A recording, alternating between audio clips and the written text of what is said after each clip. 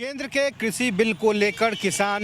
लगातार विरोध कर रहे हैं। ऐसे में भारत बंद के आह्वान पर 8 दिसंबर को पूरे भारत को बंद करने की बात कही गई है, जिसका समर्थन तमाम विपक्षी पार्टियों ने किया है। बंद से ठीक पहले भारतीय जनता पार्टी ने पटना में प्रदेश कार्यालय में साफ कर दिया कि किसानों को बरगलाने की कोशिश कर रही है विपक्षी पार्टियां। और ऐसे में संजय जायसवाल, प्रदेश अध्यक्ष भाजपा, ने क्या कुछ कहा, आइए हम आपको सुनाते हैं। कॉन्फ्रेंस में उपस्थित हमारे प्रवक्ता माननीय मनोज शर्मा जी, हमारे प्रवक्ता माननीय डॉक्टर राम सागर जी,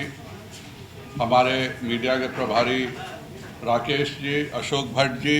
हमारे प्रवक्ता अरविंद सिंह जी और सभी मीडिया और पत्रकार बंधुओं, आज का प्रेस कॉन्फ्रेंस हम लोगों ने बुलाया है इसलिए क्योंकि किसान आंदोलन में जिस तरह से विरोधी दल दोहरेपन की नीति कर रहे हैं और जिस तरह से भारत के किसानों को बरगलाने का कार्य कर रहे हैं, उसकी हम लोग कड़े शब्दों में भर्त्सना करते हैं। खास करके बिहार में राष्ट्रीय जनता दल ने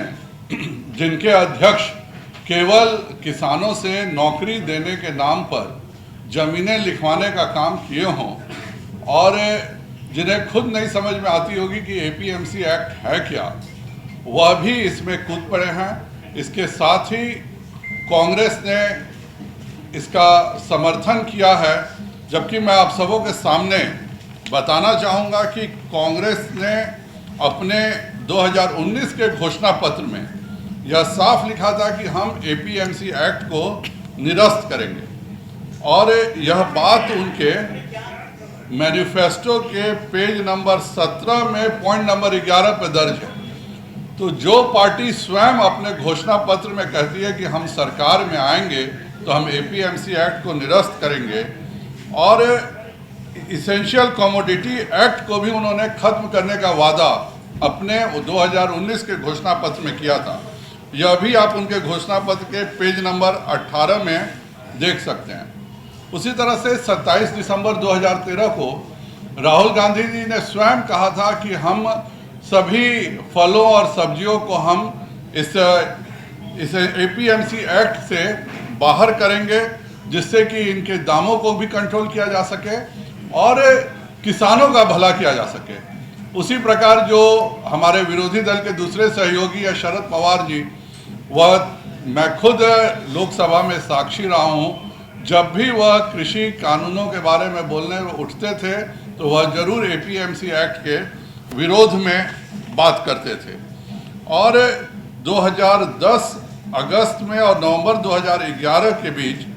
शरद पवार जी ने स्वयं सभी राज्यों के मुख्यमंत्रियों को पत्र लिखा था कि आप मॉडल एपीएमसी एक्ट में संशोधन कीजिए और प्राइवेटाइजेशन को बढ़ावा दीजिए। उसी तरह से मई 2012 में शरद पवार जी ने राज्यसभा में एग्रीकल्चर मार्केटिंग रिफॉर्म का खुल करके समर्थन किया था। जो उन्होंने कहा था वही मैं आपसे दोहराता हूँ कि कुछ सिफारिशें हम एपीएमसी की पहले स्वीकार कर चुके हैं, जैसे एग्री प्रोक्योरमेंट के उदारीकरण का प्रस्ताव, और हमने सभी राज्यों के सहकारिता मंत्रियों से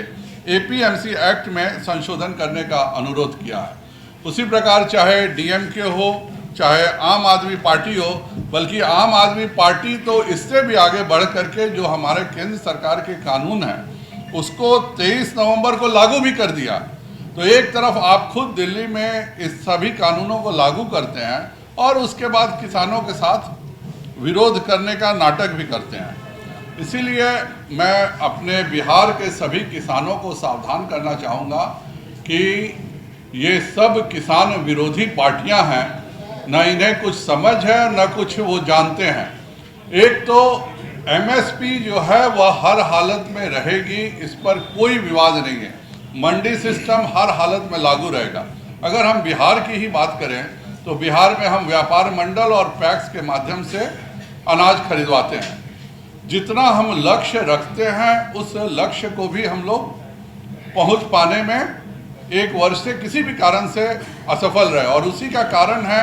कि हम लोगों ने इस बार निर्णय किया कि हम अभी से ही खरीद करेंगे। और मैं माननीय कृषि मंत्री अमरेंद्र प्रताप सिंह जी को धन्यवाद देना चाहूँगा कि कि उन्होंने और माननीय मुख्यमंत्री जी ने, माननीय उप मुख्यमंत्री ने मिलकर के निर्णय किया और 800 करोड़ रुपए किसानों के धान के खरीद के लिए रिलीज भी कर दिया, और जिससे कि पैक्स के द्वारा, व्यापार मंडल के द्वारा यह खरीद हो सके। पर मैं यह समझने में असमर्थ हूँ कि अगर प्राइवेट कंपनियां आ करके अपनी मंडी खोलती हैं और वह एमएसपी पर या उससे उच्च दर पर धान खरीदती हैं, तो जितने ज़्यादा धान बेचने का ऑप्शन किसानों के पास रहेगा उतना किसानों की भलाई होगी। इसलिए मैं बिहार के सभी किसानों से, सभी नागरिकों से अनुरोध करूंगा कि विपक्ष के छलावे में नहीं आए और किसानों के हित के लिए जो कुछ भी प्रधानमंत्री जी ने किया है, चाहे वह किसान सम्मान निधि के 6,000 रुपये देना हो, चाहे इसमें एक व्यवस्था देना हो कि अगर किसानों के लिए कोई चाहे तो कह देगा कि हम 300 एकड़ की ज़मीन पे आप जो भी उपजाएं हम इतने दाम पर अवश्य खरीदेंगे, यह तो किसानों के लिए खुशी की बात है। खुद पंजाब में अमरिंदर सिंह जी ने पेप्सी के साथ समझौता करके लेज के साथ, और एक बहुत बड़े इलाके में लेज आलू का उत्पादन करता है, मतलब किसानों से करवाता है और वह खरीदता है। तो अगर बिहार में भी यह व्यवस्था शुरू हो जाती है कि कोई कंपनी आती है 500 एकड़ 1000 एकड़ पे कहती है कि आप इसमें उत्पादन करिए और इसका सारा सामान हम इस दाम पर खरीदेंगे वह बुआई होने से पहले, तो यह तो अच्छी बात है। इसलिए मैं बिहार के सभी किसानों से अनुरोध करूंगा कि कृपया कर विपक्ष के छलावे में नहीं आए और इस